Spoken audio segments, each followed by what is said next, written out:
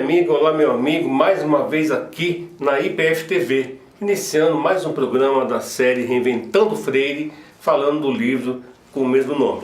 Hoje eu tenho o prazer de receber aqui no nosso estúdio o professor Jason Mafra e a professora Maria Aparecida Costa dos Santos, a Cida, né, que vamos apresentar ambos agora, mas você tem um pouco mais, né, da visão da história desses dois queridos e grandes educadores. O Jason Mafra, gente, é mestre e doutor em Educação pela Faculdade de Educação da USP, graduado em História pela Unisal. É diretor e pesquisador do Programa de Mestrado em Gestão e Práticas Educacionais, o PROGEP, e do doutorado acadêmico em Educação da Universidade 9 de Julho, a Uninove de São Paulo. Ele foi professor de História na Rede Estadual de Educação de São Paulo, veja só, por 15 anos.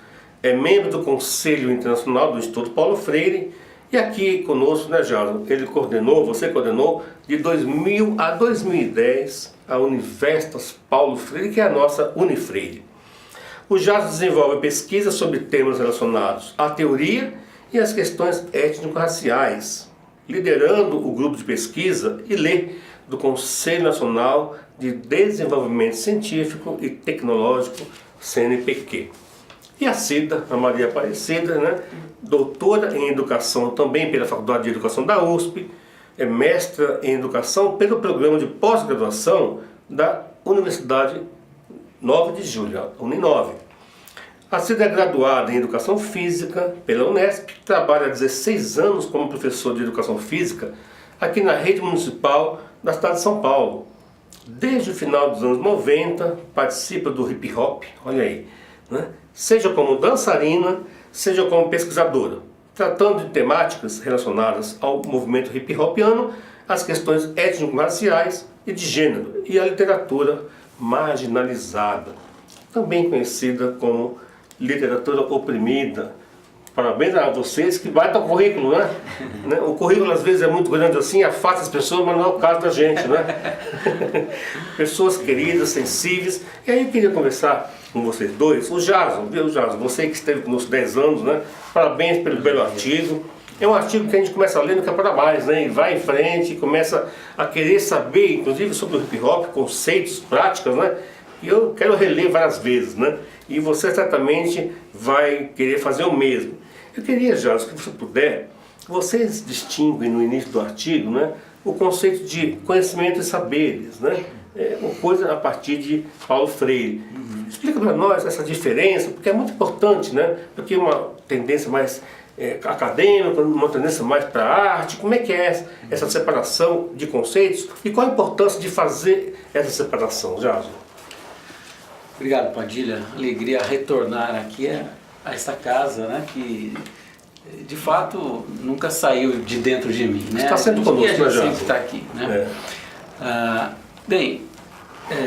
A ciência como nós conhecemos hoje, né, dita ciência moderna, ela tem uma história aí de 5 séculos aproximadamente, pensando da modernidade para cá, né? Ela estruturou essa noção das construções humanas, das produções humanas, dentro de uma certa categoria que é praticamente unânime no mundo, que é chamada categoria do conhecimento, né? Claro, o conhecimento também é usado no senso comum, mas na academia, quando se fala de qualquer produção humana, se fala de conhecimento. E um pouco mesmo para distinguir o conhecimento feito no cotidiano para aquele conhecimento sistematizado, organizado e tal, né? O Paulo Freire, como ele trabalha com a noção mais ampliada de conhecimento, que está muito além das escolas, né, das universidades, ele sempre utilizou a noção de saber, que outros também têm utilizado já de uns anos para cá. E isso é muito mais, na verdade, né? Ele incorpora o conhecimento produzido na própria universidade ou nas escolas, mas ele vai além. Isso não é apenas uma atitude política ou ética do Paulo Freire. Na verdade, isso se constitui numa posição epistemológica muito importante, porque, primeiro, né, o tempo em que o ser humano vive da ciência para cá, ele é ínfimo.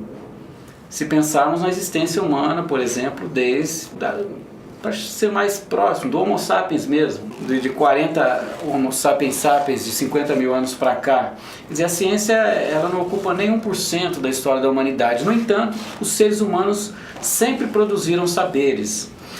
E continuam a produzir. Os saberes que se produzem hoje, teria que se fazer um levantamento, evidentemente, mas hegemonicamente está fora do conhecimento da dita ciência, porque ele está acontecendo o tempo inteiro. E mais do que isso, e para encerrar essa questão, a noção de saber em Paulo Freire, ela acredita a todas as pessoas serem protagonistas do conhecimento. E os oprimidos, portanto, que não se enquadram nesse sistema acadêmico, eles, mesmo não estando aí, continuam a produzir, e muitas vezes conhecimentos que vão superar os conhecimentos da própria academia. Felizmente, a gente percebe que está havendo um movimento de diálogo entre o conhecimento acadêmico e o conhecimento do cotidiano, que o Paulo Freire, em outros momentos, chama de saber de experiência feito, que é tão rico quanto qualquer outra forma de conhecimento. Vocês tocaram numa questão, eu diria, apaixonante de distinção, até porque a gente sabe que quando a gente lida com a questão dos saberes, você toca na questão da intersubjetividade humana. E o conhecimento tem esse limite de, às vezes, tocar apenas na questão da subjetividade,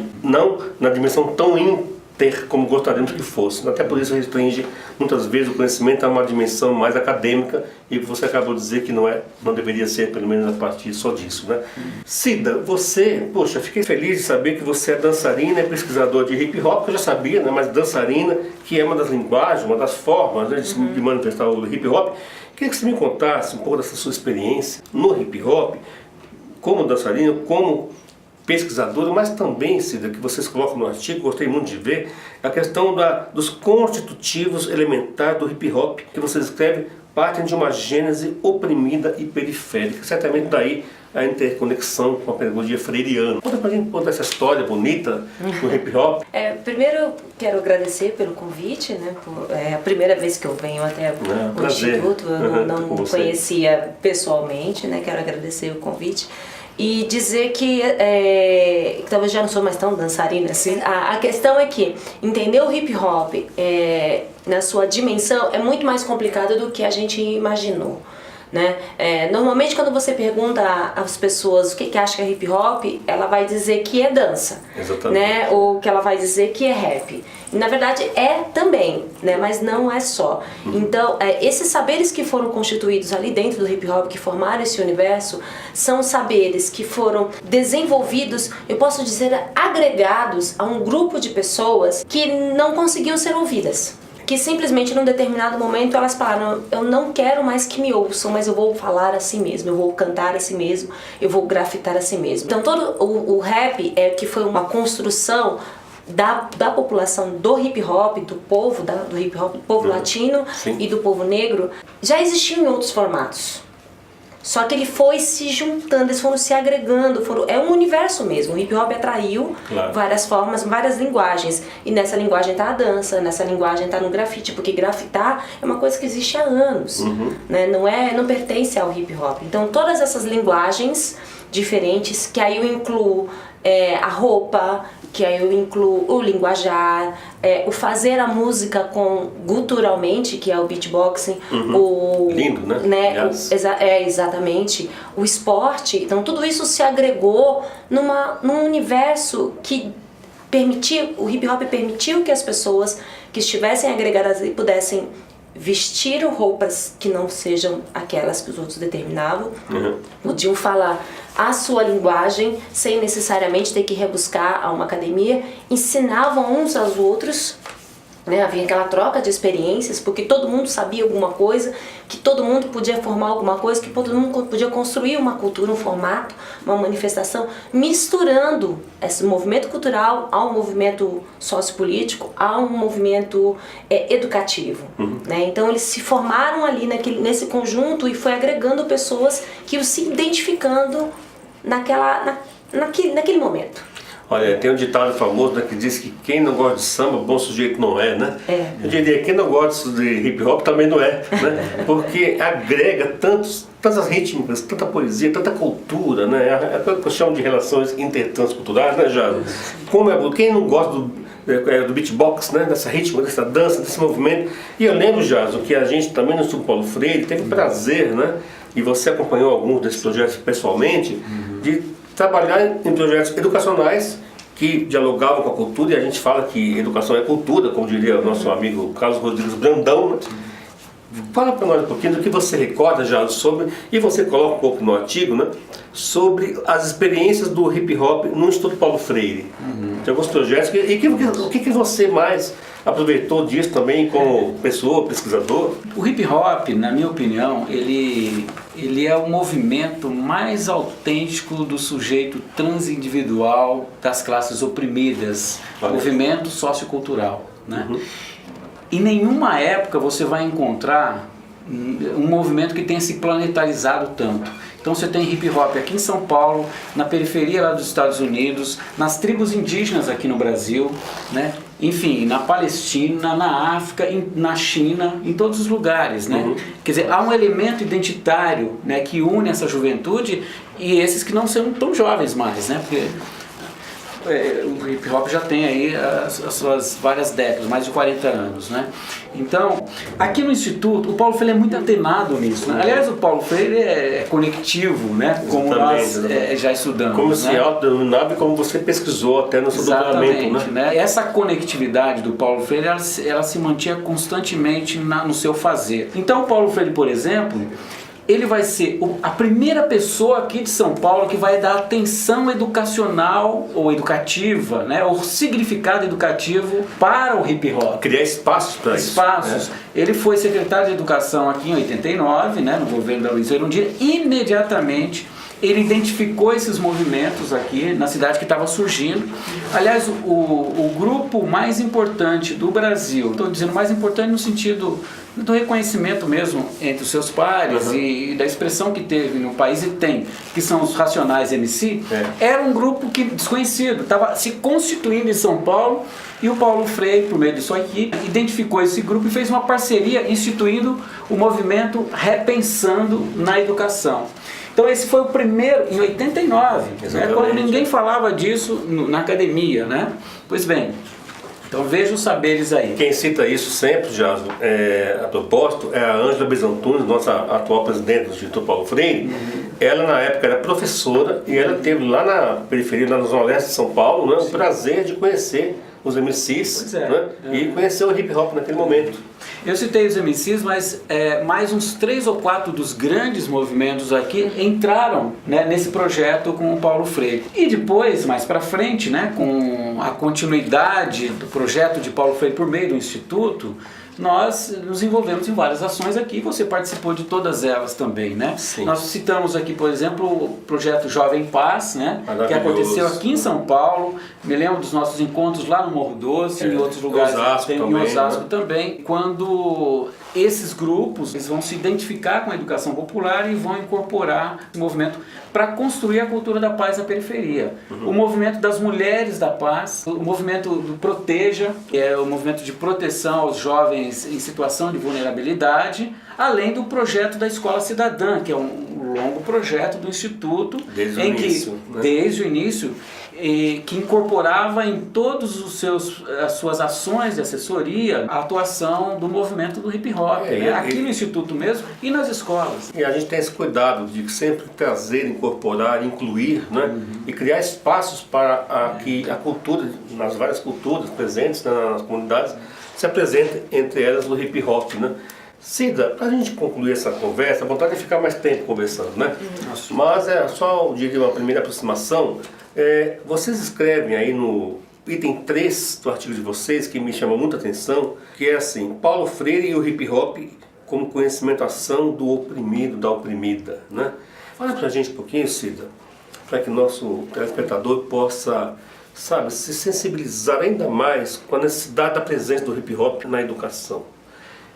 Em que Paulo Freire, na sua opinião, na opinião de vocês, né, agrega, além dos valores já falados aqui, para que o hip hop seja realmente uma cultura, uma presença, uma linguagem, múltiplas linguagens mais respeitadas, mais presentes na educação de São Paulo, do Brasil, e como já nos lembrou, do mundo. O que Paulo Freire traz, além de criar espaços concretos, né, de atuação, em termos de princípios, o que ele diz e como a comunidade do hip hop, ou hip hopiana, né, tem discutido essa questão? Paulo Freire foi muito sábio, obviamente, até tá me repetindo, né? Mas quando ele detectou que o sujeito, o homem e a mulher, ele é capaz de identificar, né, de produzir seu conhecimento, de ler o mundo dessa maneira, é aí que o hip hop entra, porque esse conhecimento, ação dentro do hip hop, por exemplo, quem faz rap não aprendeu numa escola de música. Quem faz o DJ, ele não aprendeu numa escola de música.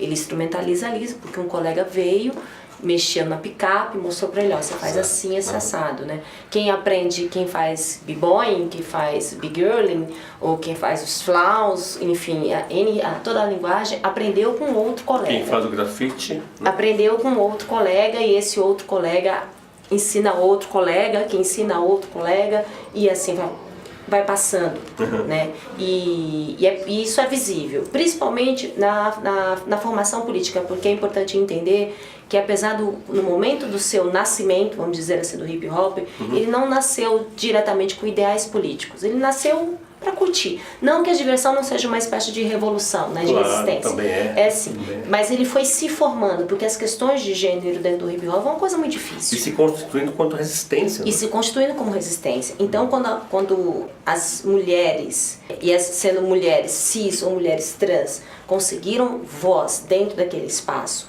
e fizeram por estar lá, isso é um conhecimento-ação. Né? É toda aquela ação, todo aquele momento que ele foi se construindo. Então o hip hop ele foi se aprendendo e desaprendendo e aprendendo e reaprendendo novamente durante todo esse processo.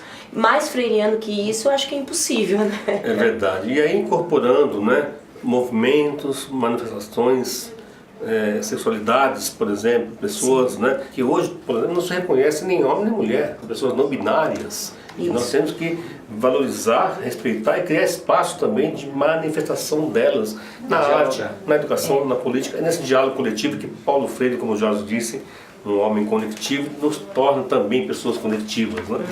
Gente, Jason Seda, muito bom no nosso conversa, nosso diálogo. Obrigado que vamos cingir as mãos aqui, ó, os três juntos, né? E festejar a nossa IPFTV, a presença de vocês, esse livro maravilhoso que vocês, né, estão presentes. E fica o convite para que vocês estejam mais uma vez aqui, cantando, dançando hip hop, né? Inclusive o Jason vai dançar para nós, né? Eu vou cantar, vou fazer alguma coisa também, né? E juntos construindo a história. Muito obrigado por sua presença, telespectadora, telespectador. E não deixe de dar o seu like aí, curtir, compartilhar, para a gente fortalecer aí o legado freiriano e sempre, como disseram nossos convidados, reinventá-lo. Um abraço a você, até mais!